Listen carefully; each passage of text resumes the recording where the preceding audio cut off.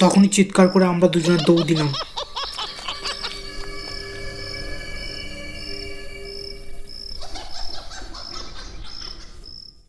কেমন আছো বন্ধুরা?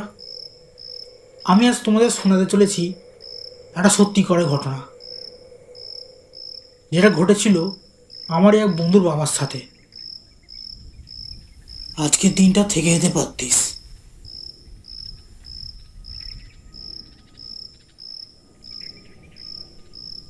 না রে, আজ আর থাকলে হবে না। হ্যাঁ, আবার অফিসও আছে। কাল না গেলে বস রাগারাগি করবে। আচ্ছা, সাবধানে যা তাহলে। আমি আর সুজয় গেছিলাম কুমারের বাড়ি নিমন্ত্রণ রক্ষা করতে। এবার বাড়ি ফেরার পালা। যেতে হবে সেই 10 কিলোমিটার দূর, মণিপুরে। ভাই, একটু তাড়াতাড়ি পা চালা, অনেক দূর যেতে হবে, আবার অনেক রাতও হয়েছে। আমি তো কত করে বললাম, ভাই একটু তাড়াতাড়ি করবি। তুই আমার কোনো কথা কানেই নিলি না, আর এখন বলছিস তাড়াতাড়ি চলতে। আচ্ছা আচ্ছা, রাগ করছিস কেন? আস্তে আস্তে চল তাহলে। বেশি না বকে চল তাড়াতাড়ি, শ্মশানটা পেরোলে বাঁচি।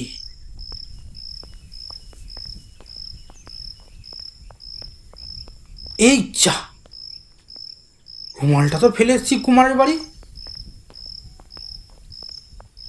এত রাতে কি আবার ওদের বাড়ি যাবি নাকি একটা সামান্য রুমালের জন্য? আচ্ছা চল, বাড়ির দিকেই চল, তাড়াতাড়ি পা চালা। এই সময় সুজয় দেখল একটা বুড়ি গাছের নিচে দাঁড়িয়ে আছে। গাছটার পাশ দিয়ে চলে আসার পর আমার সুজয় বলল, ওই ভাই, ওই বুড়িটাকে দেখলি?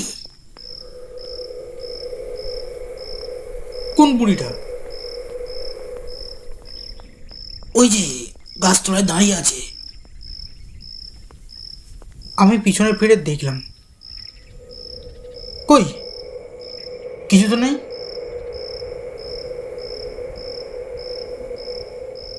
রাতের বেলায় ভুল দেখছিস। না রে, ভালো করে দেখ, ওই তো। এই বলে পিছনে ফিরে দুজনে দেখলাম, পিছন দিকে কিচ্ছু নেই, ফাঁকা রাস্তা আর কিছু গাছপালা। কই তোর বুড়ি কই?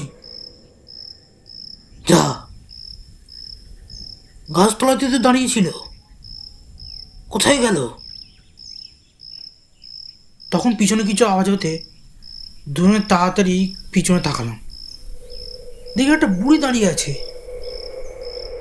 সুজয় একটু ভয় পেয়ে গেল। দুজনের সামনের দিকে এগিয়ে গিয়ে জিজ্ঞাসা করলাম, কি ঠাম্মা, কতদূর যাবে? ঠাম্মা তখনও কোনো জবাব দিল না। ঠাম্মা,